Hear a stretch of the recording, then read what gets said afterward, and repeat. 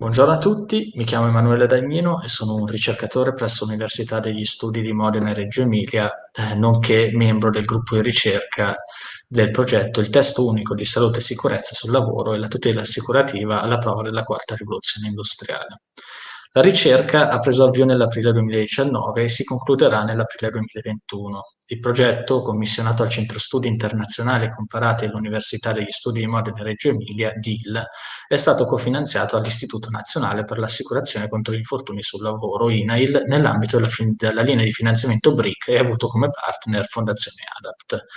L'obiettivo della ricerca è lo studio degli impatti sulla normativa di salute e sicurezza dei lavoratori, dei profondi cambiamenti tecnologici, demografici e ambientali che vengono indicati con il concetto di quarta rivoluzione industriale, quindi il rapido passaggio da una dimensione fisica ad una più intellettuale del lavoro, l'ascesa di forme innovative di interazione tra uomo e macchina nell'era degli esoscheletri, l'affermazione di nuove modalità organizzative rese possibili dalle nuove tecnologie, per esempio smart working e coworking. Tutti questi cambiamenti determinano l'insorgenza di nuovi rischi, non solo di natura fisica, ma anche psicosociale per i lavoratori. Il progetto di ricerca accoglie così la sfida di ripensare interamente la normativa di salute e sicurezza ai nuovi ambienti di lavoro, sia in termini di tutele e obblighi previsti a normative italiane in materia di salute e sicurezza sul lavoro, che di assicurazione dei lavoratori. I risultati della ricerca verranno raccolti in diverse pubblicazioni, oltre alla ricerca vera e propria condotta con un approccio comparato e multidisciplinare, verranno pubblicati prodotti che possano orientare la pratica degli operatori della salute e della sicurezza sul lavoro. Nell'ambito delle attività di ricerca relative a questo progetto, mi sono occupato nello specifico del diritto alla disconnessione e della nuova dimensione dell'orario di lavoro nell'ambito dell'impresa digitalizzata. Perché? Perché abbiamo individuato quello dell'orario di lavoro e della gestione del tempo di lavoro come una delle aree di maggiore interesse per quanto riguarda la trasformazione tecnologica e organizzativa. Essendo un'area particolarmente colpita dalla trasformazione tecnologica e organizzativa, è anche un'area rispetto alla quale si pongono sia potenzialità che rischi in termini di tutela della salute e sicurezza dei lavoratori. Da questo punto di vista si può sottolineare infatti come le nuove forme di flessibilità organizzativa del tempo di lavoro soprattutto si prestino ad una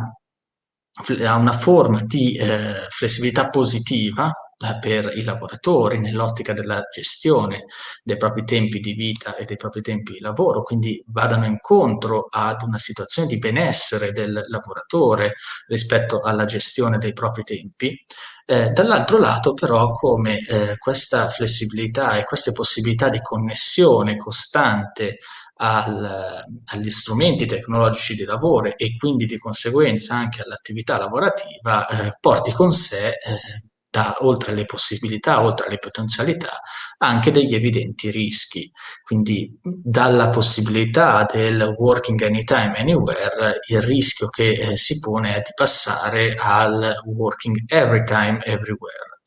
E allora su questo aspetto occorre un attimo concentrare l'attenzione nell'ottica della salute e sicurezza dei lavoratori, perché come sappiamo la disciplina in materia di orario di lavoro è una disciplina che anche nell'ambito della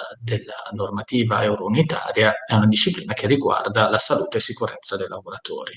E allora qui un nodo centrale è stato individuato non soltanto nell'ambito della ricerca, ma proprio nella discussione pubblica, politica, rispetto alla trasformazione del lavoro, nel ruolo che deve giocare il diritto alla disconnessione. È stato introdotto in diversi ordinamenti, è stato introdotto in Italia, lo sappiamo, ma è stato introdotto anche in Spagna, in Francia e in Belgio e se ne discute a livello europeo con una risoluzione del Parlamento proprio recente del 2021 che spinge, che promuove e raccomanda l'introduzione di una direttiva sul diritto alla disconnessione. E chiaramente però ragionare di diritto alla disconnessione vuol dire ragionare e interrogarsi sulla nuova realtà dell'orario di lavoro e non possiamo pensare al diritto alla disconnessione separatamente rispetto all'orario di lavoro, nel senso che l'uno e l'altro sono strettamente connessi non soltanto in termini di funzionalità del diritto alla disconnessione all'orario di lavoro, ma anche di ripensamento e riconcettualizzazione dei tempi di lavoro, quindi del tempo di lavoro produttivo, del tempo di lavoro che può essere utile ai fini della prestazione, che può essere utile ai fini dell'attività aziendale e del tempo di non lavoro, che è il tempo del riposo, ma è il tempo anche da dedicare a tutte le altre attività della vita. E qui allora dobbiamo cominciare a interrogarci non soltanto sugli effetti che si sono resi evidenti nell'ambito della pandemia, nel contesto pandemico, ancora più evidenti di quanto non fossero precedentemente, ma dobbiamo cominciare a interrogarci su che ruolo possa effettivamente avere il diritto alla disconnessione in questo ripensamento delle tutele, che non vada da un lato a privare i lavoratori di quella flessibilità positiva di cui abbiamo parlato in apertura, ma che li garantisca e li assicuri dai rischi della flessibilità negativa. In questo senso, proprio il caso italiano della disciplina del lavoro agile e della disciplina del diritto alla disconnessione all'interno della normativa sul lavoro agile si rende particolarmente interessante. In questo senso dobbiamo sottolineare come il legislatore abbia previsto un pacchetto di interventi sull'orario di lavoro e sui tempi di lavoro all'interno della legge 81 del 2017 che mostra qualche incoerenza e qualche incongruenza, perché da un lato dice ai lavoratori, ai datori di lavoro che possono prevedere il lavoro agile quale forma di quale modalità di lavoro organizzata anche senza precisi vincoli di orario, dall'altro lato richiama però il rispetto della durata massima della prestazione stabilita dalla legge dei contratti collettivi sia su base giornaliera che su base settimanale. Abbiamo quindi da questo punto di vista la necessità di tenere insieme, e ce lo dimostra proprio già l'articolo 18,1 della legge 81 del 2017, da un lato le istanze di ampia flessibilità, ampia autonomia nella gestione del tempo di lavoro e dall'altro lato le istanze di tutela che il legislatore fissa nei concetti di durata massima della prestazione lavorativa, durata massima dell'orario di lavoro che va a richiamare e che va a determinare come limite, come vincolo. Qui in dottrina si sono poste diverse posizioni per quanto riguarda l'effettività di una deroga alla disciplina in materia di orario di lavoro, nel senso che nel richiamare i soli limiti alla durata massima giornaliera e settimanale, il legislatore sembrerebbe, secondo alcune posizioni, aver voluto introdurre una deroga rispetto all'applicazione di altre importanti normative sul tempo di lavoro e sull'orario di lavoro previste in Italia dal decreto legislativo 66 del 2003. Ci sono diverse posizioni, c'è chi esclude questa possibilità, nel senso che sarebbe in violazione della disciplina euro-unitaria che concede deroghe soltanto a determinate condizioni, chi invece sposa la tesi della deroga con un vincolo che si pone come un vincolo maggiore peraltro rispetto a quello che esiste per il telelavoro, dove la deroga è piena ai sensi dell'articolo 17,5 del decreto legislativo 66 del 2003, c'è poi una posizione intermedia in cui si dice che la disciplina dell'orario di lavoro deve rispettare il decreto legislativo 66 del 2003 pienamente e quindi senza possibilità di deroga laddove il lavoro agile sia organizzato in forme non flessibili e che possa eventualmente sfruttare gli spazi di deroga segnalati laddove invece vi sia una ampia autonomia da parte del lavoratore. Qui, senza entrare nel dibattito tecnico, giuridico sulle diverse interpretazioni, possiamo dire che effettivamente degli spazi di deroga possono essere riconosciuti, ricordando però che nel momento in cui si richiama la durata massima giornaliera e settimanale si richiamano necessariamente anche i limiti relativi al riposo giornaliero, al riposo settimanale e addirittura alle pause. Quindi dal momento che la determinazione della durata massima giornaliera si costruisce per differenza, per sottrazione dei riposi minimi e delle pause minime, necessariamente quel richiamo è un richiamo più ampio rispetto a quanto scritto in realtà nell'articolo 18,1. Al di là di questo, però, questa disciplina pone in evidenza le difficoltà di una gestione della flessibilità e della garanzia, della tutela. Quindi c'è un po' una istanza di gestire coerentemente insieme una tematica di fondamentale importanza e già nel primo articolo di questo capo secondo, la legge 81 del 2017, vediamo come questo tema vada un po' a creare delle frizioni, dei contrasti. L'articolo 19,1, sempre la legge 81 del 2017, va poi a determinare ulteriormente delle modalità di tutela del lavoratore rispetto a questa flessibilità che è potenzialmente positiva, ma potenzialmente anche rischiosa e negativa, prevedendo che l'accordo individuale con cui si introduce il lavoro agile all'interno del rapporto di lavoro deve contenere una previsione relativa ai tempi di riposo, quindi deve determinare i tempi di riposo e le modalità, le misure tecniche e organizzative che garantiscano la disconnessione del lavoratore. E qui abbiamo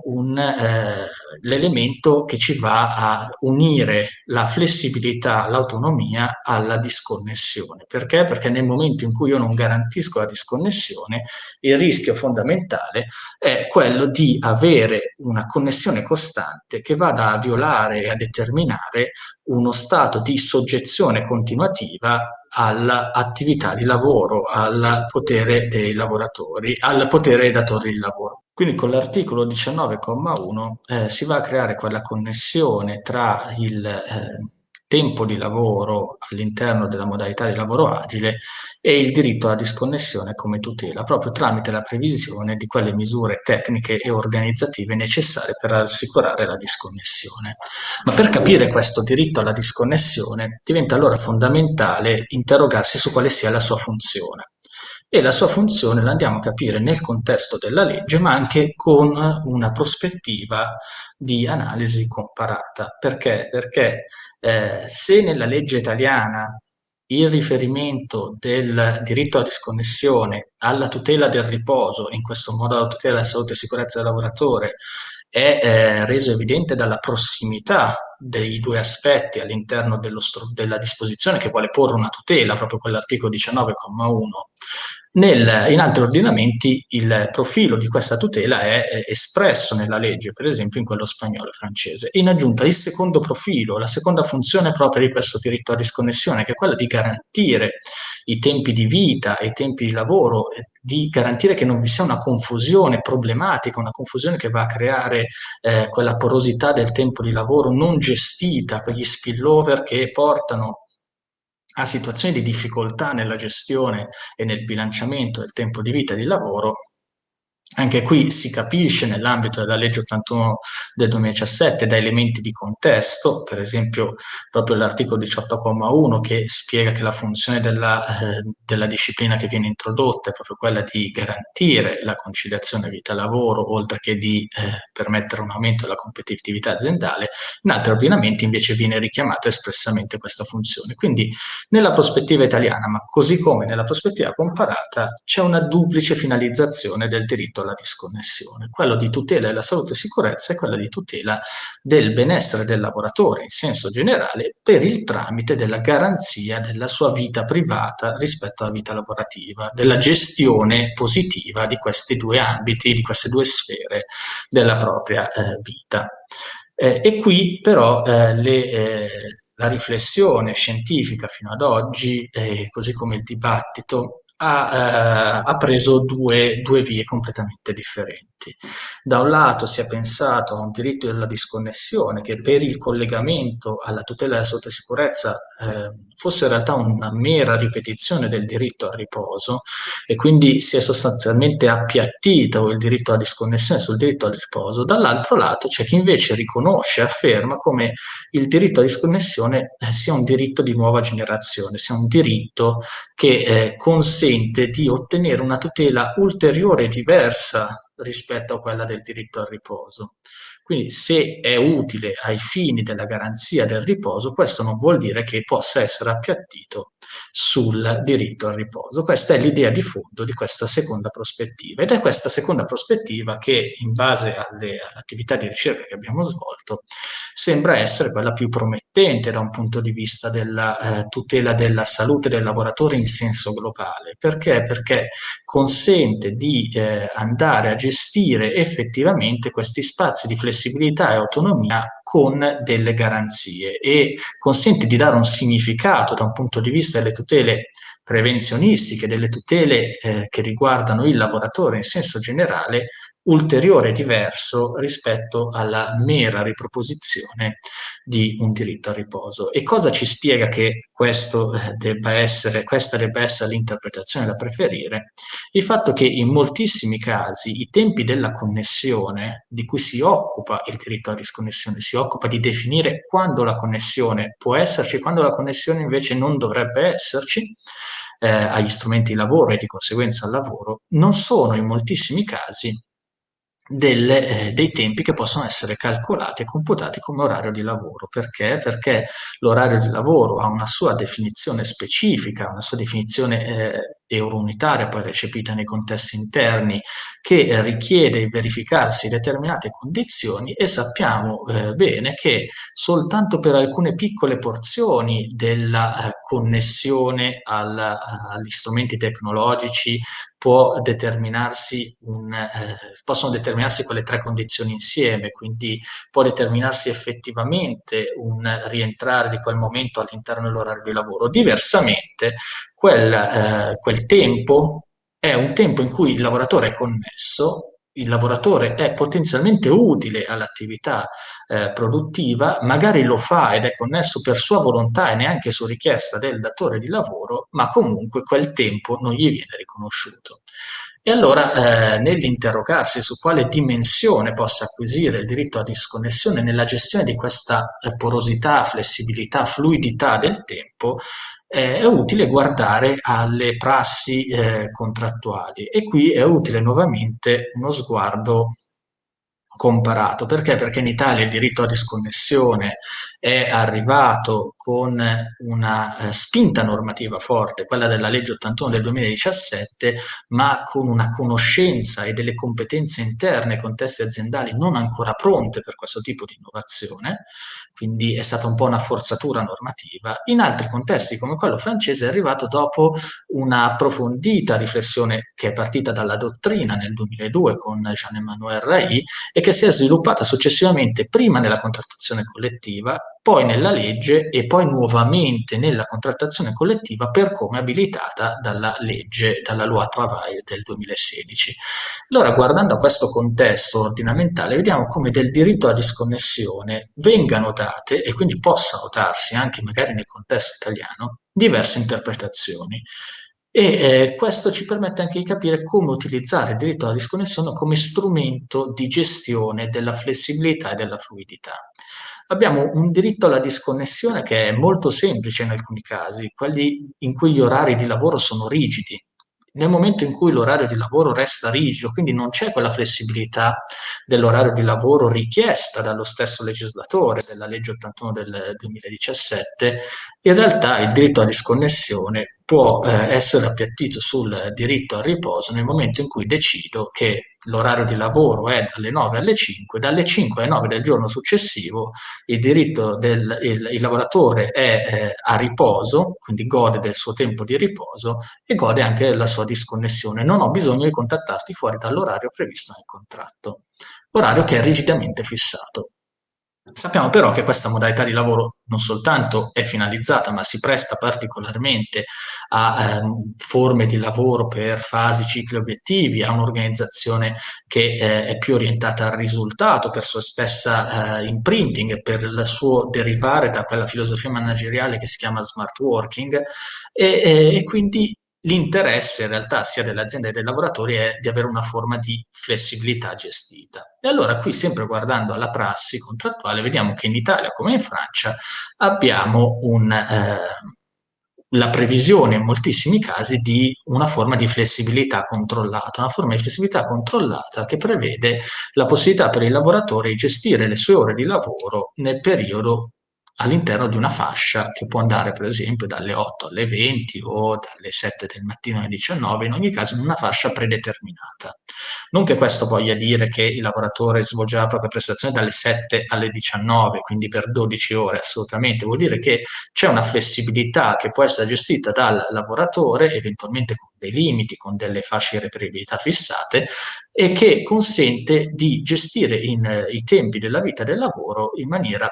parzialmente autonoma o perlomeno discrezionale. Perché viene inserita una fascia? Viene inserita una fascia per evitare che invece lo stato di potenziale attività di lavoro sia lungo tutta la giornata, lungo tutte le 24 ore, senza la possibilità di determinare degli adeguati tempi di riposo tra una prestazione e l'altra. Quindi in tantissimi casi, sia in Francia che in Italia, che probabilmente si svilupperà così anche negli altri contesti, si prevede una fascia in cui inserire la prestazione. Questa fascia è utile perché ci permette dalle 19, mettiamo caso, alle 7 del giorno dopo, per 12 ore, di prevedere che delle misure debbano essere poste per garantire che ci sia disconnessione e in questo modo garantire che ci possa essere il riposo.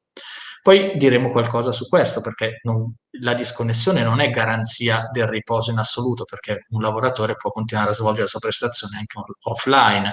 e quindi non c'è un appiattimento neanche in questo senso della disconnessione sul riposo, ma sicuramente in questo senso una disconnessione obbligatoria è un utile strumento di garanzia del riposo per almeno la durata minima del riposo che è prevista in 11 ore consecutive. Però come gestiamo quella flessibilità interna dalle 7 alle 19 in termini di connessione agli strumenti di lavoro? In questo caso allora il diritto a disconnessione diventa un diritto che consente di gestire la flessibilità anche all'interno del tempo, di quelle fasce previste di lavoro e si potrà prevedere quindi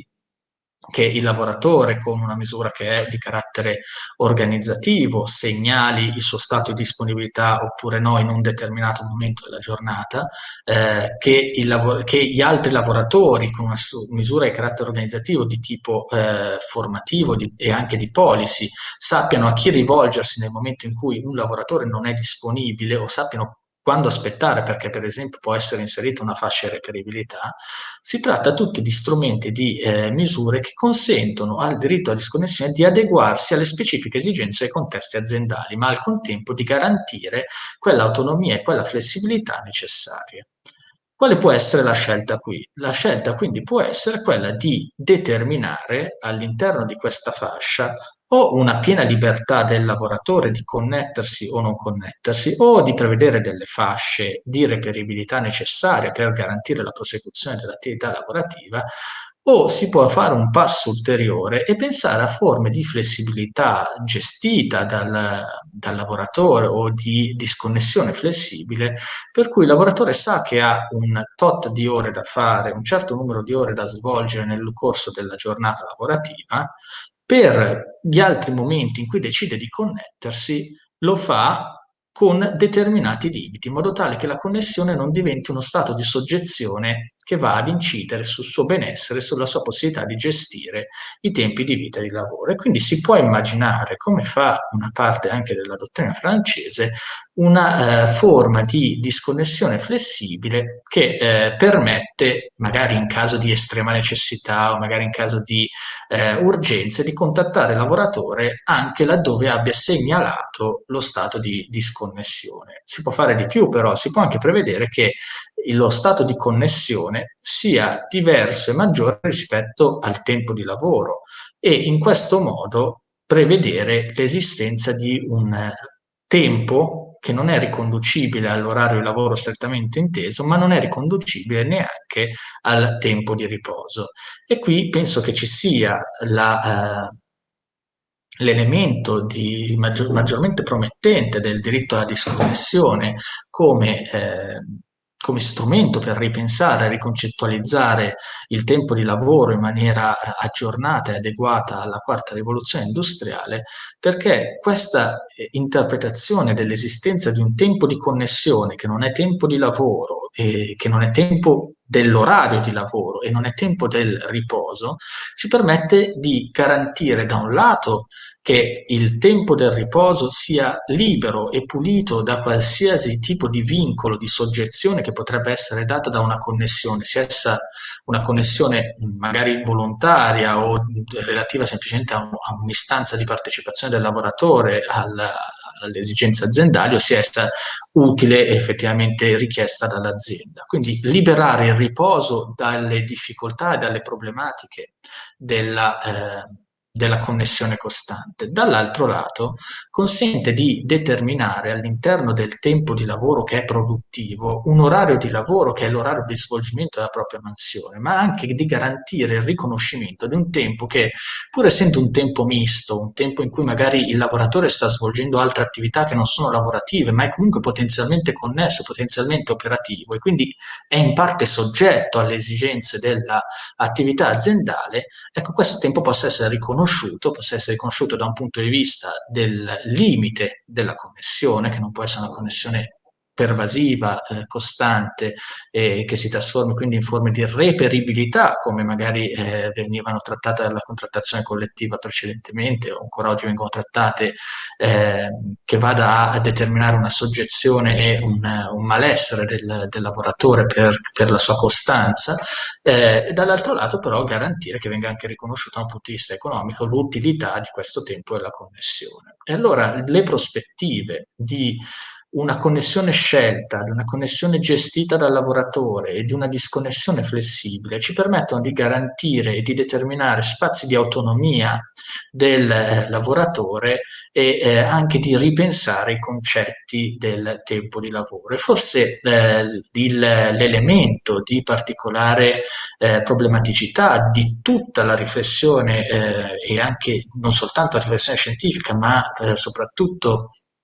la riflessione di policy, gli interventi normativi, ma addirittura questa risoluzione del Parlamento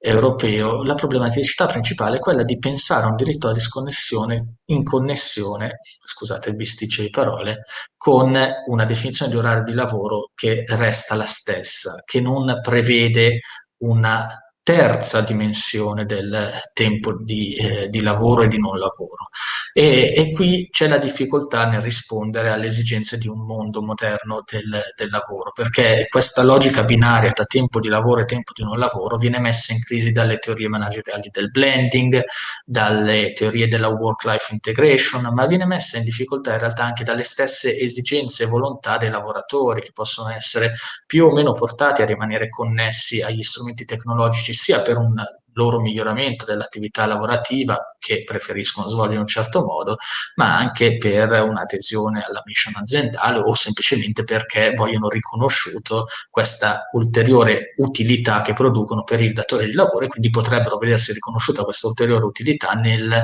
prefigurare una dimensione mista che non vada a precludere il loro riposo, ma che vada invece a riconoscere che effettivamente si è prodotto qualcosa di utile o si è potenzialmente nella possibilità di farlo. Quindi il diritto alla disconnessione, al di là delle concrete misure con cui può essere introdotto, richiede sicuramente un cambiamento culturale, ma richiede forse anche una riflessione più in profondità rispetto alla gestione e alla concettualizzazione dei tempi di lavoro e di non lavoro. E qui è l'elemento che si può lasciare al dibattito che ci sarà a breve, sia a livello europeo che comunque in tutti gli ordinamenti, sulla diffusione, sulla necessità di includere il diritto alla disconnessione come diritto di nuova generazione. Se a livello di policy questa è la spinta, effettivamente,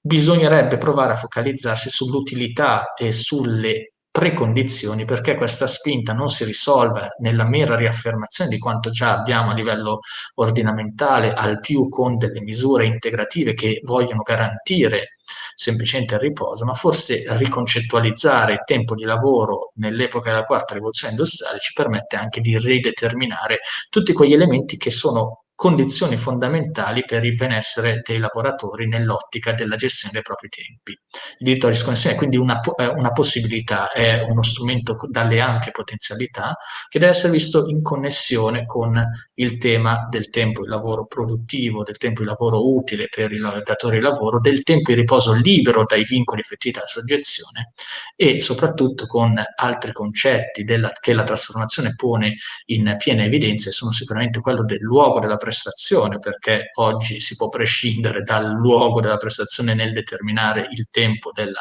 prestazione e d'altro lato il carico di lavoro che è elemento fondamentale. Quindi maggiore approfondimento e maggiore necessità di analisi si pone, sicuramente una traccia che emerge dalla ricerca che può essere utile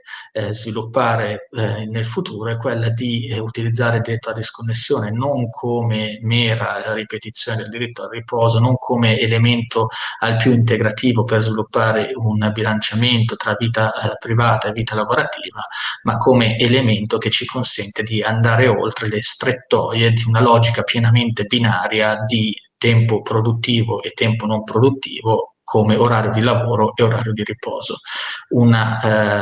Quei tempi interstiziali, quei tempi intermedi che spesso sono stati già individuati dalla dottrina in passato, possono magari arrivare ad emersione proprio grazie a questo strumento che ha una tale flessibilità che addirittura si presta, e qui ancora l'esempio francese ad essere molto interessante, ad un utilizzo all'interno dell'orario di lavoro, perché si prevede per esempio che il lavoratore abbia diritto a disconnettersi dagli strumenti tecnologici di comunicazione per potersi concentrare sul suo lavoro offline. E questo è un ulteriore tassello, un ulteriore elemento che portiamo in conclusione per capire come il diritto alla disconnessione e il tema di connessione e disconnessione si ponga trasversalmente all'attività lavorativa e richieda quindi una riconcettualizzazione di cosa significano i tempi all'interno del rapporto di lavoro. Il diritto alla disconnessione forse è una funzione che potrà avere in futuro, oltre alle sue funzioni dirette, alla sua razionalità relativa alla tutela della salute e sicurezza e della vita privata dei lavoratori, c'è anche quella di spingere per finalmente una rideterminazione di tempi di lavoro e tempi di riposo maggiormente coerenti con la nuova realtà del lavoro.